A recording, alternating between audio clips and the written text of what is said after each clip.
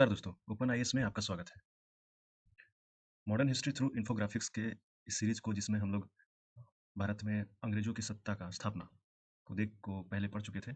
उस इसी सीरीज को आगे बढ़ाते हुए आज हम लोग देखेंगे कि अंग्रेजों का भारत के जो सीमावर्ती राज्यों के ऊपर किस प्रकार से उनको जीता अंग्रेजों ने। अब तक के लेक्चर्स में हम लोग ब्रिटिश सुप्रीमेसी की यूरोपियंस के ऊपर एस्टेब्लिशमेंट हम लोगों ने कर चुका था, जिसमें एंग्लो फ्रेंच वॉर और बाकी के जो कॉम्पिटिटर्स थे उन सब के ऊपर, जैसे पुर्तगीज, डच, फ्रेंच के ऊपर उन्होंने विजय प्राप्त की। उसके बाद हम लोग कुछ भारतीय राजाओं के ऊपर भी पढ़ चुके हैं। अगर आपने वो वीडियोज़ नहीं देखे हैं तो आप प्लीज़ फ्लैश में कार्ड्स में जाएँगे एंड आपको मिल जाएँगे। इवन डिस्क्रिप्शन बॉक्स में भी दिया रहेगा। जिनमें कॉन्क्वेस्ट ऑफ बंगाल के ऊपर विजय, अवध के ऊपर विजय, मैसूर एंग्लो मैसूर वॉर, आंग्ल मराठा वॉर, मराठाओं के ऊपर विजय। आज हम लोग पढ़ेंगे conquest of neighbouring states. Bharat के जो सीमावर्ती इलाके में जो रियासत थे उनका कैसे उन्होंने उनके ऊपर कैसे विजय प्राप्त की अंग्रेजों ने। स्टार्ट करते हैं कॉन्क्वेस्ट ऑफ नेबरिंग स्टेट्स। सीमावर्ती रियासतों में मुख्यतः पंजाब के सिख, सिंध के Aamir, Afghan, north western frontier के क्षेत्र के अफ़गान, ईस्टर्न रीजन के बर्मा, नॉर्दर्न रीजन के नेपाल के राजा, ऐसे कुछ बचे हुए जो सीमावर्ती इलाकों के थे उनके ऊपर अंग्रेजों ने किस प्रकार से विजय प्राप्त की। स्टार्ट करते हैं हम लोग कैसे उन्होंने सिखों के ऊपर विजय प्राप्त की। जैसा कि हम जानते हैं कि सिख अपने आप को अ, अपने राजा रंजीत सिंह के नेतृत्व में अपने आप को काफ़ी समृद्ध कर चुके थे और एक वेल स्टेब्लिश इंडिपेंडेंट स्टेट, एक स्वतंत्र राज्य स्थापित कर चुके थे पंजाब के राजा रंजीत सिंह के नेतृत्व में। अंग्रेजों के लिए बंगाल, मैसूर, मराठा निजाम, ये जो सेंट्रल और साउथ इंडिया, ईस्टर्न इंडिया के बाद अगर कोई पावरफुल इंडिपेंडेंट स्टेट था तो वो पंजाब के सिख थे। उन्होंने सिखों के ऊपर कैसे विजय प्राप्त की, उसकी शुरुआत होती है रंजीत सिंह की मृत्यु के बाद। रंजीत सिंह की मृत्यु 1842 ईस्वी में हुई। उसके बाद जो उनके जो उत्तराधिकारी है वो काफ़ी वीक थे और कम उम्र के उनका जो बेटा था दिलीप सिंह, वो काफ़ी कम उम्र के था। इसी का फ़ायदा उठाया अंग्रेज़ों ने। तो हम लोग कॉन्क्वेस्ट ऑफ सिख में सबसे पहले जो हम ये देखेंगे कि ब्रिटिशर्स अपनी जो एरिया, अपना जो कमांड, अपनी सत्ता दिल्ली तक स्थापित कर चुकी थी। अब वो नॉर्थ वेस्टर्न फ्रंटियर को भी अपना एक नेचुरल बॉर्डर बनाना चाहते थे। जब तक कि वो सेंट्रल एरिया पे अपने स्ट्रगल को एस्टेब्लिश कर रहे थे तब तक ब्रिटिशर्स मानते थे कि पंजाब हमारा बफर स्टेट है। लेकिन जैसे ही उन्होंने दिल्ली तक अपना कब्जा कर लिया, जो भी छोटे मोटे राजा थे उनके ऊपर कब्जा एस्टेब्लिश कर ली, तब वो पंजाब को बफर स्टेट मानने से वो इनकार कर दिया और वो फर्दर नॉर्थ वेस्टर्न फ्रंटियर के जो एरियाज थे, अफगानिस्तान को बफर स्टेट मानना शुरू कर दिया। और उनका नेक्स्ट स्टेप था अब पंजाब को ईस्ट इंडिया कंपनी के अंदर में मिलाना। तो पंजाब को ईस्ट इंडिया कंपनी अपने ब्रिटिश डोमिनियन में, ब्रिटिश के जो साम्राज्य है उसमें मिलाने की शुरुआत रंजीत सिंह के जाने के बाद उनके जो उत्तराधिकारी थे उनका कमज़ोर होना से स्टार्ट होता है। इसको समझने से पहले हम लोग कुछ स्ट्रेटेजिक लोकेशन को समझ लें। सबसे नॉर्थ वेस्टर्न पार्ट में अफ़गान थे। अफ़गान के साउथ में सिंध लोकेटेड थे, जैसा कि आप देख रहे हैं। और अफ़गान के वेस्टर्न रीजन में सिख थे, पंजाब के क्षेत्र में। ब्रिटिशर्स ने 1838 ईस्वी में सिंध और पंजाब के साथ में पंजाब के जो सहयोगी राजा थे अफगानिस्तान में, उनके साथ मिलकर 1838 ईस्वी में एक त्रिपक्षीय संधि की, जो शाह शुजा, बहुत इंपॉर्टेंट डेट है, आप लोग याद रखिएगा। 1838 का डेट जो नॉर्थ वेस्टर्न फ्रंटियर रीजन में अंग्रेजों की सत्ता स्थापना का एक बहुत महत्वपूर्ण डेट है, क्योंकि इसी 1838 ईस्वी में त्रिपक्षीय संधि, जो कि अफगान के शाह शुजा और पंजाब के सिख रंजीत सिंह और ब्रिटिश के गवर्नर जनरल लॉर्ड ऑकलैंड के बीच में हुआ था। इस संधि का उद्देश्य था कि ब्रिटिश ट्रूप का पंजाब के थ्रू ईजिली पास होना, उनको एक्सेस मिल गया पंजाब का, एज वेल एज सिंध का सपोर्ट मिल गया कि अगर इन केस ऑफ ब्रिटिशर्स के कुछ इलाकों पे अफगान अगर अटैक करते हैं तो सिंध उनके साथ आएंगे। तो ये इस संधि का उपयोग ब्रिटिशर्स ने नॉर्थर्न स्टेट के 3 रियासतों को जीतने में भरपूर इस्तेमाल किया। जैसे उन्होंने एग्जाम्पल के लिए मैसूर, मराठा और निजाम को, ये 3 जो क्लोज थे स्टेट साउदर्न रीजन में, उन दोनों के बीच में एक ऐसा इक्वेशन बना के रखा था। वही इक्वेशन इन्होंने सिंध, पंजाब और अफगान में बनाया था। 2 लोग से दोस्ती करते थे तीसरे के खिलाफ। बाद में क्या करते थे, जब तीसरे को जीत गए तो इन दोनों को भी एक-एक करके उनको भी हथिया लिए। अंग्रेजों ने इस त्रिपक्षीय संधि का उपयोग पहले आंग्लो अफ़गान वॉर, जिसकी शुरुआत 1838 ईस्वी से और अंत 1842 ईस्वी तक चली, उसमें उन्होंने इसका भरपूर इस्तेमाल किया। यानी फर्स्ट अफ़गान वॉर में अंग्रेजों ने इस ट्रीटी का उपयोग करके पंजाब के एरियाज़ का पूरा इस्तेमाल किया अपने ट्रूप्स को एक्सेस करने में, उसको ले जाने में, वार को कंडक्ट करने में। इससे पंजाब के जो राजा थे वो जो रंजीत सिंह के बाद जो उनका बेटा दिलीप सिंह बना, और पंजाब के जो लोकल सरदार्स थे उन्होंने एक्सेस देने के लिए फर्दर अफ़गान वार के बाद मना कर दिया, और इसी कारण से दोनों के बीच में टेंशन, ब्रिटिशर्स और सिख के बीच में टेंशन से स्टार्ट हुआ। टेंशन का पहला परिणाम निकलता है कि दिलीप सिंह और लॉर्ड हार्डिंज प्रथम में युद्ध होता है, और ये युद्ध अकेला एक युद्ध नहीं होता है, इसमें टोटल 4 युद्ध होते हैं, जिसमें जो उस समय सिख काफ़ी मजबूत थे, और चारों युद्ध में जो है वो बहुत ही खतरनाक युद्ध हुआ, जिसको इतिहास में काफ़ी खूनी युद्ध के नाम से भी जाना जाता है। Battle of Firoz Shah, battle of Aliwal, battle of Sobraon और बैटल ऑफ फतेहगढ़, ये 4 बैटल हुए, और चारों बैटल में फाइनली अंग्रेज़ों की जीत हुई। हालाँकि काफ़ी नुकसान हुआ ब्रिटिश आर्मी को, क्योंकि जो सिख काफ़ी अत्याधुनिक, उनकी जो कैवलरी थी वो काफ़ी अत्याधुनिक थी, उनके जो आर्म्स एंड एम्यूनेशन थे वो काफ़ी अत्याधुनिक थे, तो उनको हराने में काफ़ी मशक्कत का सामना करना पड़ा। तो फर्स्ट एंग्लो सिख वार का अंत जो होता है वो एक ट्रीटी से होता है। उस ट्रीटी को ट्रीटी ऑफ अमृतसर बोलते हैं, जो 1846 ईस्वी में दिलीप सिंह साइन करते हैं, और सिखों को सतलज नदी के साउथ से अपनी साम्राज्य को छोड़ना पड़ा, और ब्रिटिशर्स ने सतलज नदी के साउथ के इलाका को, जो पंजाब का इलाका था, उसको ब्रिटिश अपने ईस्ट इंडिया कंपनी के अपने क्षेत्र में मिला लिए। पहले आंग्ल सिख वार की जो के परिणाम में जो ट्रीटी साइन हुई थी, उसकी जो शर्तें थी वो सिखों के लिए काफ़ी ह्यूमिलेटिंग था, और दूसरा सिखों को ये लगता था कि उनके जो लोकल राजा थे, जैसे शेर सिंह, तेज सिंह, ये लोग फर्स्ट एंग्लो सिख वॉर में दिलीप सिंह की मदद नहीं की थी, तो सिखों को लगता था कि अगर हम यूनाइट करके लड़ेंगे तो शायद अंग्रेजों को हरा देंगे। इसलिए जो है उन्होंने फिर से एक कोशिश की, जिसे द्वितीय आंग्ल सेकंड एंग्लो सिख वॉर के नाम से भी जाना जाता है, जो 1848 ईस्वी में स्टार्ट हुआ और एक ही साल में ख़त्म हो गया।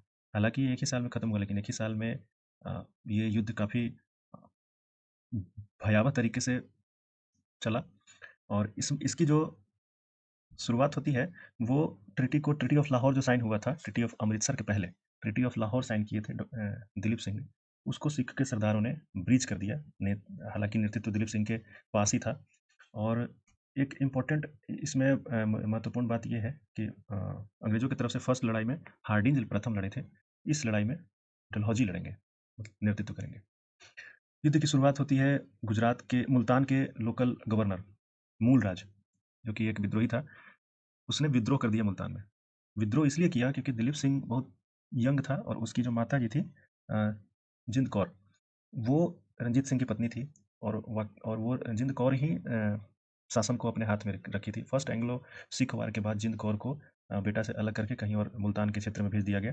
तो वहाँ पे जो रिबेलियस थे ना, विद्रोही थे, वो जिंद कौर के सपोर्ट में आके और अपने सारे रिबेलियस ने मूल राज को अपना एक नेता बना लिया, और ये मूल राज जो मुल्तान का गवर्नर था, उसने अंग्रेजों के खिलाफ दिलीप सिंह के नेतृत्व में विद्रोह का बिगुल फूंक दी। परिणाम ये हुआ कि टोटल 2-3 युद्ध हुए, जिसमें एक महत्वपूर्ण, सबसे महत्वपूर्ण युद्ध है वो बैटल ऑफ चिलियानवाला है, जो कि 1849 ईस्वी में हुआ था। ये एग्जामिनेशन में आता है, चिलियावाला जो युद्ध हुआ वो दिलीप सिंह और डलहौजी के बीच में युद्ध हुआ, दिलीप सिंह और अंग्रेजों के बीच में हुआ 1849 ईस्वी में। उसके बाद 1849 ईस्वी में ही बैटल ऑफ गुजरात हुआ, जिसमें सिखों की करारी हार हुई, और अंग्रेजों ने डिसाइसिवली ये युद्ध जीत लिया। और उसके बाद इसका परिणाम, इस युद्ध का परिणाम ये निकला कि जो पंजाब जो पहले इंडिपेंडेंट स्टेट था, उसको फुल पंजाब के पूरे इलाके को ब्रिटिश डोमिनियन में एनेक्स कर लिया, उसको उसका विलय कर लिया, उसको मिला लिया गया। तो इस तरीके से सिखों का विलय 1849 ईस्वी में ब्रिटिश के ईस्ट इंडिया कंपनी में हो जाती है, और वो अब एक कोई इंडिपेंडेंट स्टेट न रह करके ब्रिटिश का एक अभिन्न अंग बन जाता है। नेक्स्ट हम लोग पढ़ेंगे कंक्वेस्ट ऑफ सिंध, यानी सिंध की विजय। अंग्रेजों ने किस प्रकार सिंध के ऊपर विजय प्राप्त की। हालांकि सिंध के ऊपर विजय अंग्रेजों ने पहले ही स्टेब्लिश कर ली थी। पंजाब के ऊपर विजय प्राप्त करने से पहले ही सिंध को अपने साम्राज्य में मिला लिया था, ब्रिटिश इंडिया का एक पार्ट बना लिया था, ईस्ट इंडिया कंपनी का पार्ट बना लिया था। सिंध के ऊपर, सिंध को अपने कब्जे में लेने के पीछे 3 कारण थे। भारत के पश्चिमी क्षेत्र में, पश्चिमी सीमा को अगर हम माने, तो ब्रिटिशर्स सिंध को एक बफर स्टेट बनाना चाहते थे, क्योंकि रसिया का जो इन्फ्लुएंस था वो ईरान तक और ताजिकिस्तान तक आ चुकी थी, जो अफगानिस्तान का जस्ट सटा हुआ एरिया था। तो ब्रिटिशर्स को ये डर लग रहा था कि कहीं रसिया और फ्रेंच का भी इसी रीजन में काफ़ी इन्फ्लुएंस बढ़ रहा था नेपोलियन के नेतृत्व में। तो ब्रिटिशर्स को ये फ्रेंच से और रसियन से काफ़ी ये भय था कि ये फ्रेंच और रसियन इंडिया में ना आ जाए फिर से वापस। और इस प्रकार से इन्होंने सिंध को एक बफर स्टेट बनाने की कोशिश की। जैसा कि आप देख सकते हैं, पश्चिमी का इलाका है, पश्चिमी भारत का इलाका है। बफर स्टेट के साथ-साथ इंडस रिवर, जो कि इंडस रिवर का जो कमर्शियल इंटरेस्ट उसमें भी निहित था, और सिंध का जो रिसोर्सेज था उसका भी वो यूटिलाइज करना चाहते थे। यानी बफर स्टेट को बनाने के साथ साथ इंडस रिवर का फुल यूटिलाइजेशन, कमर्शियल यूटिलाइजेशन, और वहाँ पे जो रिसोर्सेज थे सिंध प्रांत में, उसका उसको वो एक्सप्लॉइट करना चाहते थे। हर क्षेत्र के ऊपर अधिकार करने के पीछे अंग्रेजों का सिर्फ और सिर्फ एक ही मकसद होता था कि वो अपने कमर्शियल इंटरेस्ट को कैसे फुलफिल कर पाएँ। अब हम लोग देखेंगे कि सिंध सिंध के ऊपर उन्होंने किस तरीके से अपनी सत्ता को स्थापित की। सबसे पहले 1809 ईस्वी में ये जानना ज़रूरी है कि एक आपसी सहयोग की एक संधि हुई सिंध के अमीर और अंग्रेज़ों के बीच में। अंग्रेज़ों के उस समय गवर्नर थे लॉर्ड मिंटो ने निकोलस स्मिथ को भेजा, सिंध में भेजा, और सिंध में ये सहमति हुई कि जो सिंध के अमीर होंगे वो फ्रेंच से किसी तरीके का कोई संबंध नहीं रखेंगे और उनको सेटल होने के लिए अलाउ नहीं करेंगे। तो इस तरीके से वो पहले स्टेप में कामयाब रहे। बाद में 1832 ईस्वी में एक म्यूचुअल रिस्पेक्ट और नॉन एग्रेशन का ट्रीटी होता है। इसका मतलब ये है कि आपसी सहयोग और एक दूसरे के क्षेत्र में वो आक्रमण नहीं करेंगे। इस तरह का ट्रीटी विलियम बेंटिक के साथ सिंध के अमीर के साथ हुआ, और साथ ही साथ इंडस के इलाके को कमर्शियली रूप से ओपन कर दिया गया 1832 ईस्वी में, जो अंग्रेजों के एक्सप्लॉयटेशन का एक जरिया बना। फिर 1838 ईस्वी में, जैसा कि हम जानते हैं, कि एक ट्राइपोटाइट एग्रीमेंट हुआ, इसको सब्सिडी ट्रीटी भी बोलते हैं। लॉर्ड ऑकलैंड और सिंध के अमीर और पंजाब के सिख राजा रंजीत सिंह के बीच में। ऑकलैंड ने हेनरी पोटिंगर को भेजा सिंध में, और वहाँ पे त्रिपक्षीय संधि में जो बात कही गई थी कि आपसी सहयोग करेंगे, तो उसी के तहत मेजर ऑट्रम को ब्रिटिश ट्रूप के साथ वहाँ पे उनको एक स्टेशन किया गया, उनको रहने का अधिकार मिल गया, और सिंध के इलाका में मेजर ऑट्रम के नेतृत्व में ब्रिटिश ट्रूप कंट्रोल करने लगे सिंध को। फाइनली 1843 ईस्वी में लॉर्ड एलिनबरो ने नेपियर को भेजा, और नेपियर ने वहाँ के बलूच के जो राजा थे, बलूच के जो छोटे मोटे जो ट्राइब्स थे, उनको हरा करके और बलूचिस्तान और सिंध के इलाकों को ब्रिटिश एम्पायर में मिलाया, और उनको एक ब्रिटिश एम्पायर का पार्ट बना दिया। तो इस तरीके से हम लोग देखते हैं कि 1843 ईस्वी तक सिंध जो है ब्रिटिश एम्पायर का पार्ट बन जाता है, और उसके बाद ये ब्रिटिशर्स सिख के ऊपर, जो कि 1849 ईस्वी में सिख को भी वो ब्रिटिश एम्पायर में मिला लेते हैं। इस तरीके से हम लोग देखते हैं कि किस अंग्रेज़ों ने पहले Bengal, then Mysore, Nizam, Maratha, Nepal, Sikkim, Sikh, Sindh, almost all areas में ये इनका कब्जा बढ़ चुका था। अब कुछ सीमावर्ती इलाके बच गए थे, जिनमें अफ़गानिस्तान, बर्मा, नेपाल और सिक्किम। अब हम लोग देखेंगे कन्क्वेस्ट ऑफ अफ़गानिस्तान। अंग्रेज़ों ने किस प्रकार अफ़गान के इलाके को अपने ब्रिटिश एम्पायर का पार्ट बनाया। जैसा कि हम जानते हैं कि अफ़गानिस्तान का जो लोकेशन है वो स्ट्रेटेजिक रूप से काफ़ी इंपॉर्टेंट था। अफ़गानिस्तान के एरिया को एक बफर स्टेट बनाना चाहते थे ब्रिटिश एम्पायर, और ब्रिटिश बफर स्टेट बनाने के पीछे रीज़न यही था कि वो रसियन इन्वेजन और फ्रेंच इन्वेजन को रोकना चाहते थे कि वो अफ़गानिस्तान से इंडिया की तरफ ना आ जाए, क्योंकि अफ़गानिस्तान तक रोकना आसान है, एक बार वो लैंड एरियाज़ में आ गए तो उनको रोकना बड़ा मुश्किल हो जाएगा। तो ये अपनी एम्पायर को नेबरिंग स्टेट तक में नॉर्थ वेस्टर्न फ्रंटियर तक ये गए, और हम देखेंगे कि किस तरीके से अफ़गानिस्तान पे उन्होंने अपना सत्ता को काबिज़ की। अफ़गानिस्तान के ऊपर जाने अटैक करने के पीछे, सॉरी, अफ़गानिस्तान को ब्रिटिश एम्पायर में मिलाने के लिए जो उनको एक जो अपॉर्च्युनिटी मिली, वो अन्य रियासतों की तरह ही नेचुरली उनको मिली, और ये नेचुरली मिली सत्ता के लिए संघर्ष के कारण। अन्य देसी राजाओं की तरह अफ़गानिस्तान में भी सत्ता के लिए संघर्ष चल रहा था। एक तरफ दोस्त मोहम्मद और दूसरी तरफ शाह शुजा, इन दोनों के बीच में स्ट्रगल चल रहा था। और दूसरा रीज़न ये भी था कि उनको फ्रेंच इन्वेजन का, जो कि नेपोलियन काफ़ी तीव्र गति से अपना पैर पसार रहा था, और रसियन इन्वेजन का इनको डर था, जिसके कारण ये एक इनकी मजबूरी बनी कि ये अफ़गानिस्तान को एक बफर स्टेट के रूप में देखें और अफ़गानिस्तान को जीते। आगे चल के इन्होंने नेपाल को भी अपने साम्राज्य में मिलाया। इसको हम लोग आगे आगे कवर करेंगे, और फाइनली उन्होंने बर्मा को भी मिलाया। इन दोनों को हम लोग नेक्स्ट एक स्लाइड्स में देख लेंगे। अभी हम लोग अफ़गानिस्तान, कन्क्वेस्ट ऑफ अफ़गान के ऊपर चलते हैं। अफ़गानों का जो लोकेशन था वो स्ट्रेटेजिकली काफ़ी इंपॉर्टेंट था, और ये अफ़गानों के ऊपर अटैक करने से पहले ब्रिटिशर्स ने सिंध और पंजाब को कब्जे में लिया। हालांकि कब्जे में नहीं लिया, इनके साथ एक ट्राइपोटाइट एग्रीमेंट की, त्रिपक्षीय संधि की 1838 ईस्वी में, और उस संधि से इन्होंने अफ़गानिस्तान की तरफ ट्रूप्स मूवमेंट के लिए पंजाब और सिंध को से सहमति ले ली, उनका सहयोग प्राप्त कर लिया, और कभी इन केस अगर ज़रूरत पड़े अफ़गानों से अगर युद्ध करना पड़े, तो पंजाब और सिंध का समर्थन भी उनको प्राप्त हो गया।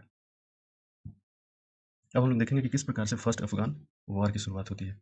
रीज़न यही था कि फर्स्ट अफ़गान वॉर जो कि शुरुआत हुई 1839 ईस्वी में, जो कि 1842 ईस्वी तक चला। इनके इस एंग्लो अफ़गान वॉर का फर्स्ट अफ़गान वॉर का जो रीजन था, वो रणजीत सिंह और उनके जो साथी आमिर थे, अफ़गान के आमिर, उनका प्रभाव नॉर्थ वेस्टर्न फ्रंटियर रीजन में, प्रोविंस में काफ़ी बढ़ रहा था। और उनके बाद जो दोस्त मोहम्मद की नज़दीकियाँ थी, वो भी आमिर की गद्दी के लिए लड़ाई लड़ रहा था। उनकी नज़दीकियाँ फ्रेंच की तरफ ज़्यादा होने लगी। दोस्त मोहम्मद फ्रेंच की मदद से वहाँ का आमिर बनना चाहता था और शाह शुजा को हटाना चाहता था। स्टार्ट हुआ 1838 ईस्वी में, जैसा कि हम लोग पहले भी कवर कर चुके हैं। इस संधि का यूज करते हुए, जो त्रिपक्षीय संधि लॉर्ड ऑकलैंड ने की थी, इस संधि का इस्तेमाल करते हुए ब्रिटिशर्स ने दोस्त मोहम्मद के ऊपर अटैक कर दिया। लेकिन दोस्त मोहम्मद ने बखूबी इस अंग्रेज़ों का मुकाबला किया और अंग्रेज़ों को हरा दिया 1842 ईस्वी में। और अंग्रेज़ों के हारने के बाद अंग्रेज़ों ने दोस्त मोहम्मद को आमिर स्वीकार कर लिया, और ये अंग्रेज़ों की काफ़ी ह्यूमिलेटिंग हार थी अफ़गानिस्तान फर्स्ट अफ़गान वॉर में। शाह शुजा 1842 ईस्वी में मारा गया, और 1842 ईस्वी में ही रंजीत सिंह की भी मृत्यु हो गई। हम लोग दूसरे अफ़गान वॉर की तरफ हम लोग पढ़ेंगे। तो सेकेंड अफ़गान वॉर के पीछे कारण ये था कि वहाँ का जो अफ़गान चीफ था शेर अली, वो अंग्रेज़ों के मिशन को स्वीकार करने से इनकार कर दिया, और बदले में रसियन मिशन को एक्सेप्ट कर लिया। इस बात से लॉर्ड लिटन, जो कि काफ़ी नेगेटिव, इंडियंस के लिए काफ़ी नेगेटिव था, और वो अपने महत्वाकांक्षी योजनाओं के लिए जाना जाता है। एंटी इंडियन के लिए वो काफ़ी फेमस है। शेर अली के इस डिसीजन से लॉर्ड लिटन लॉर्ड लिटन ने अफ़गानों के ऊपर अटैक कर दिया। और लॉर्ड लिटन ने प्रीवियस जो गवर्नर जनरल थे, उनकी जो पॉलिसी थी, वो थी पॉलिसी ऑफ बफर स्टेट, उसको वायलेट करके, और policy of of active policy buffer state होता है policy of passive involvement, but Lord Lytton ने पॉलिसी ऑफ एक्टिव इन्वॉल्वमेंट में भरोसा किया, और अपनी एक्टिव इन्वॉल्वमेंट के तहत इन्होंने डायरेक्ट अटैक किया। किसी से कोई त्रिपक्षीय संधि न करके डायरेक्ट अफगानों के ऊपर आक्रमण किया, क्योंकि 1878 तक देखेंगे तो द्वितीय अफगान वार की शुरुआत 1878 ईस्वी में हुई, यानी तकरीबन 30 साल बाद, 35 साल बाद, 35 सालों तक अंग्रेजों ने for passive involvement policy of buffer state इसको कायम रखा। बट जैसे ही लॉर्ड लिटन ने आया, उस पॉलिसी को हटा के, और पॉलिसी ऑफ, सिंपल भाषा में, policy of attack, policy of positive active involvement in Afghanistan को अपनाते हुए 1878 ईस्वी में अफगान के ऊपर आक्रमण कर दिया, और वहाँ का जो चीफ था उसको हराया। और यकूब खान, जो अफगान का उस समय का लोकल चीफ था, उन्होंने गैंडमार्क का संधि 1880 ईस्वी में की, और ये स्वीकार किया कि अफगानिस्तान अब ब्रिटिश एम्पायर का पार्ट होगा। तो इस तरीके से 1880 ईस्वी में अफगान भी फाइनली ब्रिटिश इंडिया का पार्ट बन गया। तो अगर हम लोग क्रोनोलॉजी में सजा दें, तो सबसे पहले सिंध 1843 ईस्वी में, उसके बाद पंजाब से के सिख 1849 ईस्वी में, उसके बाद फाइनली अफगान 1880 ईस्वी में ब्रिटिश एम्पायर में समाहित किए गए, और ब्रिटिश एम्पायर का पार्ट बन गए, उनको एनेक्स कर लिया गया। अब हम लोग नॉर्दर्न के एक सीमावर्ती इलाका नेपाल की तरफ मूव करते हैं। नेपाल को एनेक्स करने के पीछे रीज़न ये था कि गोरखा के जो वहाँ पे जो रेजिमेंट्स थे, वो ब्रिटिश टेरिटरी में जो हमारा लोलैंड एरिया था, यूपी बिहार के जो रेजिमेंट के एरियाज थे, जो लोलैंड एरिया होता था, उसके ऊपर गोरखा के जो पहाड़ी एरिया के जो रेजिमेंट्स के जो आर्मी थी नेपाल की, वो फ्रीक्वेंट अटैक करती थी, और अटैक करके और फिर पहाड़ी एरिया में चली जाती थी। तो इससे ब्रिटिशर्स को काफ़ी नुकसान होता था। तो उन्होंने सोचा कि फाइनली नेपाल को एक बार युद्ध करके, उसको जीत करके, और मिला ही लिया जाए। कुछ इंपॉर्टेंट हिल स्टेशंस थे, जिसमें शिमला, मसूरी, नैनीताल, अल्मोड़ा और रानीखेत, जो कि पहाड़ी रीजन में आते थे। तो एंग्लो नेपाल वार, जो कि नेबरिंग स्टेट्स में एक इम्पोर्टेंट हिली एरियाज था, जिसकी शुरुआत 1814 ईस्वी में हुई एंग्लो नेपाल वार की, और 1816 ईस्वी में अंग्रेजों ने सक्सेसफुली नेपाल को जीत करके और ब्रिटिश एम्पायर में मिला लिया। इसकी शुरुआत जो होती है, वो गोरखा के जो 3 पुलिस स्टेशन, गोरखा के जो रेजिमेंट के लिए बुटवाल नाम का जगह पे, बुटवाल जो कि ब्रिटिशर्स के स्टेशन थे, उसके ऊपर अटैक किए गोरखा के लोग। फलस्वरूप क्या किया कि लॉर्ड हार्डिंज, उस समय 1814 ईस्वी के आसपास था, लॉर्ड हार्डिंज ने वार डिक्लेयर कर दिया।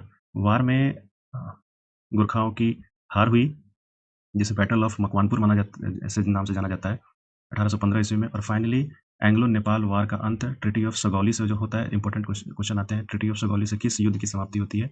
तो वो बैटल ऑफ अंग्रेजों और नेपाल के बीच में एंग्लो नेपाल वॉर की समाप्ति ट्रीटी ऑफ सगौली से होती है 1816 ईस्वी में।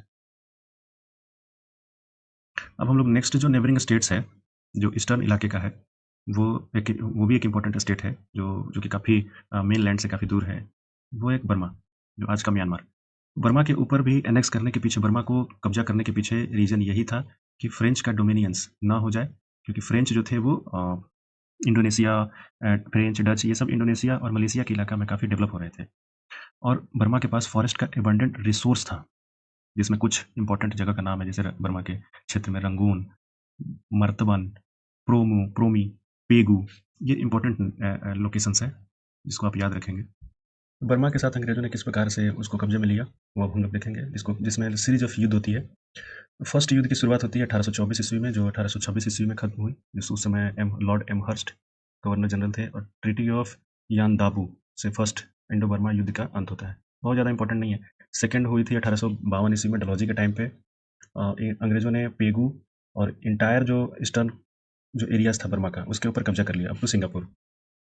और जो थर्ड एंग्लो बर्मा वार का जो अंत होता है, वो लॉर्ड डफरिन उस समय थे 1886 ईस्वी में। अंग्रेजों ने बर्मा के कैपिटल मांडले, उसके ऊपर रंगून, उसके ऊपर कब्जा कर लिया। मांडले, रंगून, ये जो इंपॉर्टेंट इलाके थे, उसके ऊपर कब्जा कर लिया, और फाइनली पूरे बर्मा के इलाका को 1886 ईस्वी में एनेक्स कर लिया गया।